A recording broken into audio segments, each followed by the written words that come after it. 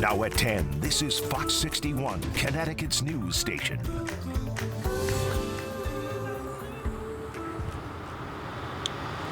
Well, the countdown is on to a strike at one of Connecticut's giants. Thousands of machine workers at Pratt Whitney are going on strike in a matter of hours after they rejected the company's latest contract offer.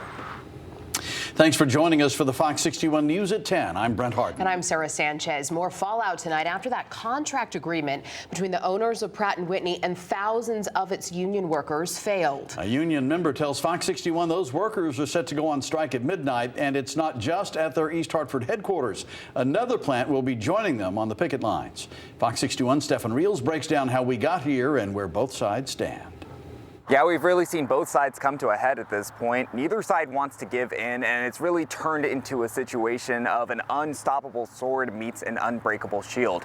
And now, with no negotiations on the horizon, these protests aim to bring people back to the table. As a gloomy day in East Hartford came to a close, forces prepared for the night ahead.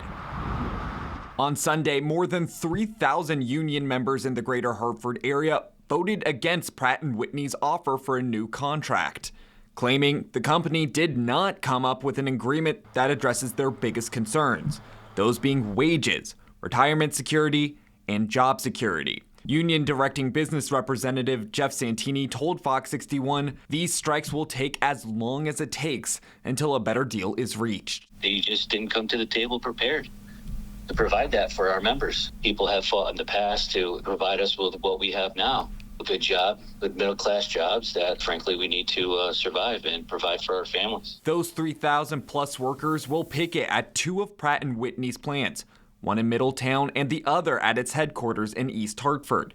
The discourse reached state leaders' attention after news spread of lack of a deal. Both Governor Ned Lamont and Lieutenant Governor Susan Byswitz urged the union and company management to come to a conclusion and said in a joint statement, Pratt Whitney is a world leader in manufacturing aircraft engines because of their amazing workers, who are critical to the success of our nation's manufacturing future. We strongly encourage the company's leadership and the machinists union to come together to reach a fair deal that is negotiated in good faith. Now, we did reach out to management here at Pratt Whitney, and they did send us the following statement. Pratt Whitney's offer competitively compensates our workforce while ensuring P&W can grow in an increasingly competitive marketplace, creating ongoing economic opportunity in the state of Connecticut. Our message to union leaders throughout this thoughtful process has been simple: higher pay, better retirement savings, more days off, and more flexibility. Our local workforce is among the highest compensated in the region and the industry. Our offer built on that foundation, and we have contingency plans in place to maintain operations to meet our customer commitments. In East Hartford, Stephen Reels, Fox 61. And to stay up to date on this story and get the latest information once a deal is reached, just scan the QR code on your screen and download the Fox 61 News app. There you will find everything you need. We are following some breaking news here at 10:03 from Suffield. Police say a person suffered serious injuries after being hit by a car. Police say this happened along Route 75, just beyond the intersection of Perimeter Road. That's in the area of Bradley International Airport. Investigators have the road shut down between Perimeter Road and the Windsor-Locks Town line. They have not given us a timetable on when that road might reopen. Well, new tonight, the Branford community is coming together in a terrible time of tragedy. A young boy was killed. Now, police say that 12-year-old was beaten to death by his own father. This evening, a prayer vigil was held to remember that young boy and to pray for the boy's family. Fox 61's Kay Pattyfoot has more from an emotional night in Branford. Community members, family, and classmates of Anthony Esposito packed St. John Bosco's parish to pray for the 12-year-old and the entire Esposito family. Kristen, a mom of two, said she brought her family to pay their respects. Her oldest son and Anthony were classmates. She said the boys' lockers were right next to each other.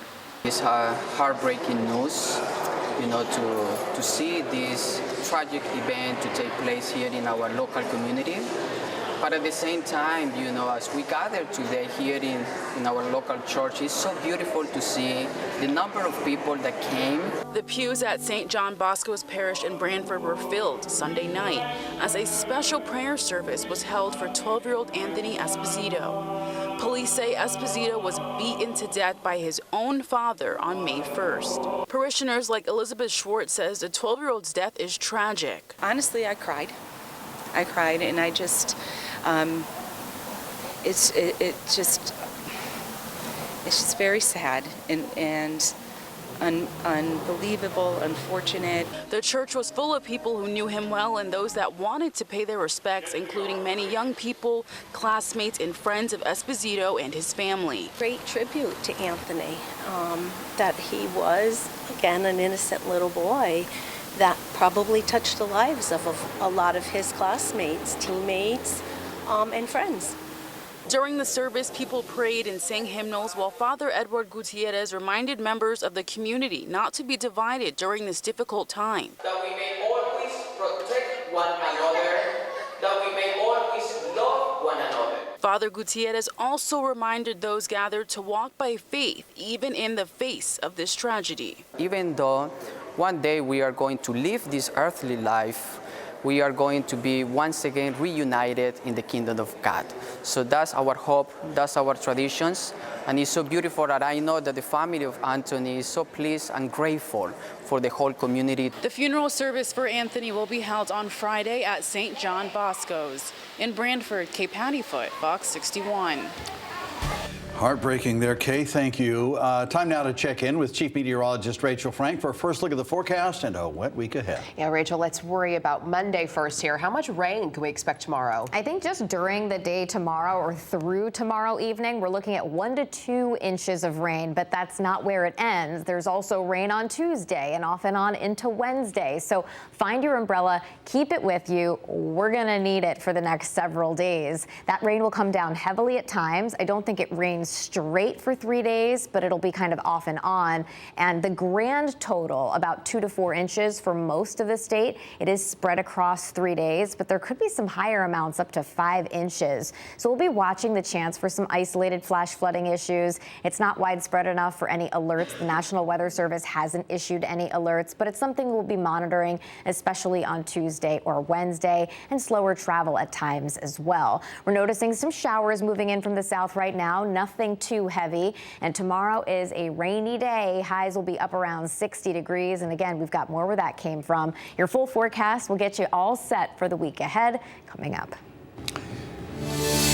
All right, Rachel, thank you. Well, new tonight, one local volunteer fire department is reaching out to the younger generation in an effort to recruit new members for its cadet program. The Newington Volunteer Fire Department held an event to showcase their equipment and give kids and young adults some hands-on training. Fox 61's Jill Monty stopped by the firehouse to get an up-close look. Newington volunteer firefighters have a cadet program where kids between the age of 14 and 18 can join the department, train, and get a head start on becoming a firefighter. Alan Chow is now a staff lieutenant at the Newington Volunteer Fire Department. He got his start at the department a few years ago through the cadet program. All the training they do is skills that they will learn at the fire academy. So when I went to the fire academy at 18 years old, I pretty much had a good understanding of most of the stuff they were teaching. The goal is to keep the fire department well-staffed. Captain Kirk Rosemond says the best way to do that is to get young people involved through community outreach. We advertise on our social media platforms. We have an open house where we have refreshments. We have some of our apparatus on display so the kids can come out and see what it looks like. Captain and Lieutenant of the Cadets Ivani Benoit and Ava Traumer say if you want to become a first responder, you can't beat this experience. I feel like this is a great base to start with to go up to wherever you want. I think it's just a great opportunity for people, if they want to become a firefighter one day, to get the basic knowledge of it and to help them for their future courses. And it's just a basic understanding of what we do, of what firefighters do. Fire departments around the country, especially volunteer ones, are experiencing major staff shortages. At the Newington Volunteer Fire Department, that's not an issue. Captain Rosemond credits the cadet program with getting kids and young adults into the fire department early and giving them valuable hands-on experience even on the scene of a fire. Now they get to see firsthand what we do as regular members when we go to let's say for example, a structure fire. Once the fire is put out, we can take one of them in and guide them through and show them where the fire started, how it started, and how it spreads. And what better way to get that hands-on experience than trying it for myself.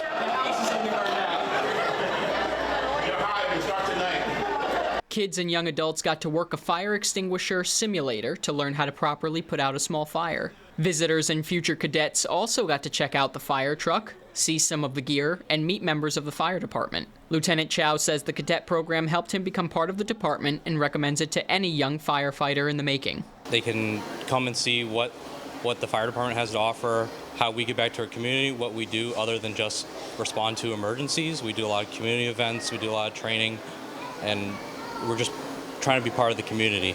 I experienced the event for myself. I got to look at the cadet program firsthand. They gave me a helmet. I think they want me to join the department. I don't know how that would go. But seriously, in all honesty, if you have any interest in becoming a cadet, reach out to the Newington Volunteer Fire Department and let them know you want to get involved. You can look at our website, fox61.com, for more information on how to do that as well. In Newington, Joe Monty, Fox 61. And kids got the chance to take part in a fishing derby today in Vernon. It's the second year the derby was hosted at Vernon Gulfland.